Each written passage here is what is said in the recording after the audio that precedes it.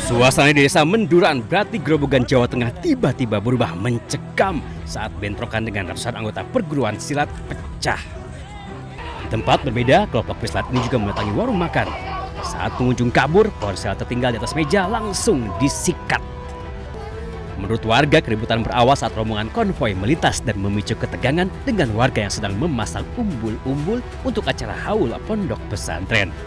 Kurang beli, udah selesai toh, mau nyabrang dah dari Timur, dan papasan itu konvoi.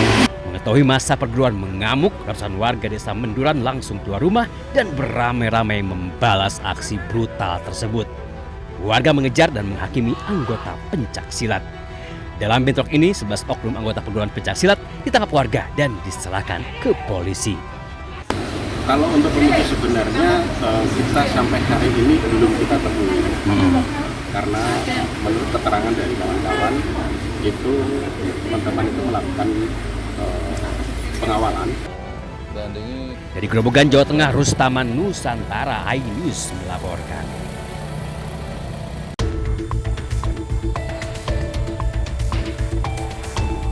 Aksi pencurian sepeda motor dilakukan DNR di sebuah angkringan di Jalan Papandayan, Semarang terekam CCTV. Wajah pelaku terlihat jelas saat masuk ke warung berbicara dengan seseorang. Tanpa ragu, pelaku langsung mengambil sepeda motor milik pengunjung angkringan menggunakan kunci duplikat dan membawanya kabur. Berbekal rekaman CCTV, polisi dari unit Resmo Polrestabes Semarang melakukan pengejaran dan berhasil menangkap tersangka di Mragen, Kabupaten Demak. Berikut barang bukti sepeda motor hasil curian yang diganti plat nomornya serta satu buah kunci duplikat. Dari unit 5 Resmob berhasil mengamankan satu pelaku dengan inisial DNR di daerah Mragen, Demak.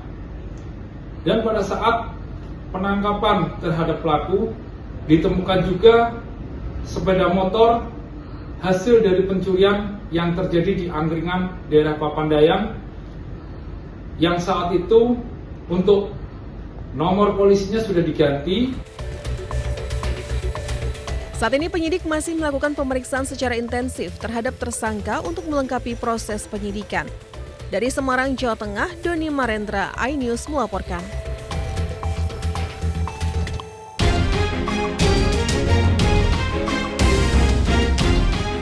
Kejaksaan Tinggi Jawa Timur menetapkan 4 tersangka dalam kasus dugaan kredit usaha rakyat mikro atau KUR fiktif di sebuah bank BUMN. 4 tersangka berinisial MFH, mantan kepala cabang bank BUMN, serta AMIIS dan HN yang merupakan collection agent sebagai penyalur KUR mikro kepada debitur. Modus para tersangka menyalahgunakan kewenangan di mana para collection agent mengumpulkan nama-nama calon debitur yakni para petani.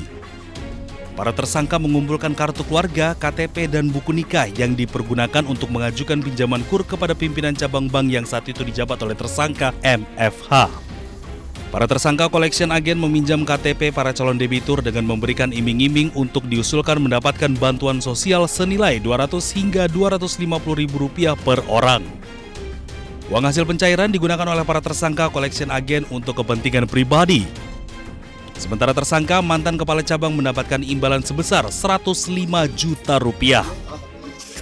Calon-calon debitur yang diambil nama KTP NIP yang dipergunakan untuk mengajukan pinjaman KUR kepada pimpinan cabang BNI Jember, yang selanjutnya setelah diajukan diproses, tersangka HN ini kemudian mengambil uang hasil dari pencairan pinjaman tadi dengan cara mengambil ATM, buku tabungan, dikuasai sendiri, dan kemudian uangnya ditarik dan kemudian dipergunakan untuk kepentingan pribadi dari saudara HN. Akibat perbuatan para tersangka, bank alami kerugian kredit macet dan negara alami kerugian sebesar Rp41,4 miliar. Dari Surabaya, Jawa Timur, Hari Tambayong, iNews melaporkan.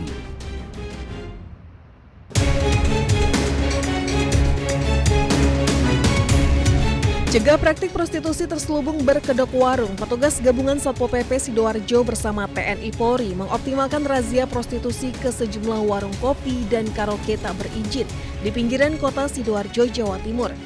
Sejumlah wanita yang menyediakan jasa prostitusi berhasil terjaring razia di 3 kecamatan di wilayah Sidoarjo. Para wanita penghibur itu menyamar sebagai pelayan warung yang kemudian menawarkan jasa prostitusi ke pengunjung warung kopi. Dalam razia itu, petugas juga menyita belasan botol minuman keras beralkohol yang dijual tanpa izin.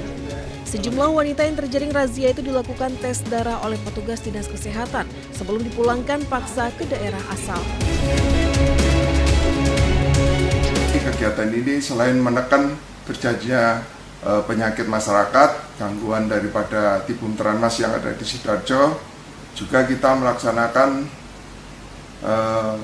untuk pencegahan terhadap berkembangnya penyakit menular yaitu HIV/AIDS, yang mana diduga bahwasanya penyebaran penyakit adalah di titik-titik yang menjadi tempat prostitusi.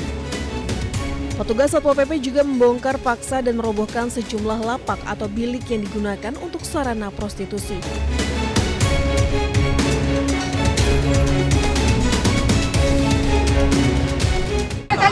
Duduk di situ. Lagi rapin, lihat deh tadi. Angkat apa? Angkat deh. Turun nih. Turun aja. Sejumlah pedagang sayur di Bekasi, Jawa Barat mengamuk ketika ditertibkan petugas Satpol PP. Petugas tetap memasukkan dagangan sayurnya ke dalam truk meski mendapat perlawanan dari para pemiliknya. Pedagang yang terkena razia tidak terima dagangan mereka disita. Selain menimbulkan kerugian, pedagang juga menilai petugas yang melakukan razia bersikap arogan. Penertiban yang dilakukan petugas Satpol PP Kota Bekasi mulai gencar dilakukan sejak 2 pekan terakhir. Pedagang yang berjualan di Jalan Insinyur Haji Juanda atau depan Pasar Baru Kota Bekasi menyebabkan jalan tertutup sehingga menimbulkan kemacetan. Pemerintah setempat telah berupaya menertibkan dengan merelokasi ratusan pedagang ke tempat lain.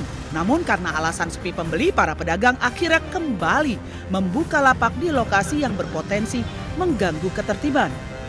Mana bang? Pembelinya juga masih Berkurang. Nah kalau abang sendiri sebagai pedagang kaki lima gini di pasar, sebenarnya setuju nggak sih direlokasi sebenarnya? Sebenarnya setuju aja, tapi pada tempatnya bang. Tempatnya kan kurang memadai di atas ya. Karena fasilitasnya kan masih kurang. Sejak 2 pekan terakhir ini, pihak Pemkot Bekasi melakukan relokasi para pedagang kaki lima di Jalan Juanda, Kota Bekasi ke area Pasar Baru. Hal ini dilakukan lantaran para pedagang yang berjualan selalu menutup jalan dan banyak dikeluhkan oleh masyarakat.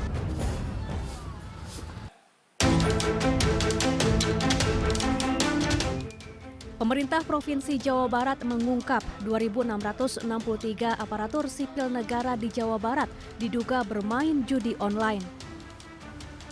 Temuan ini berasal dari laporan Pusat Pelaporan dan Analisis Transaksi Keuangan atau PPATK. Total nilai transaksi judi online yang dilakukan ASN di 27 kabupaten dan kota mencapai 10 miliar rupiah. Bahkan ada ASN yang saldo rekeningnya mencapai 800 juta rupiah dari hasil judi online. Banyak sekali ASN di Jawa Barat, terutama di kota-kota besar ya, di Bekasi, Bandung dan sekitarnya, banyak sekali yang terlibat judol.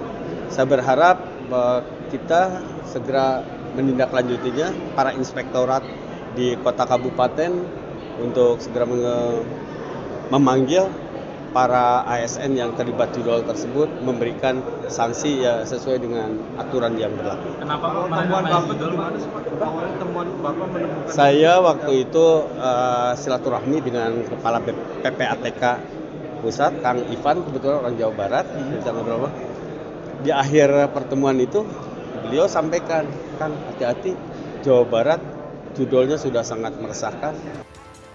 Pemprov Jawa Barat membentuk tim gabungan yang terdiri dari Badan Kepegawaian Daerah, Inspektorat dan Biro Hukum untuk memberantas judi online di lingkungan Pemprov Jabar. Dari Bandung, Jawa Barat, Ervan David, iNews melaporkan.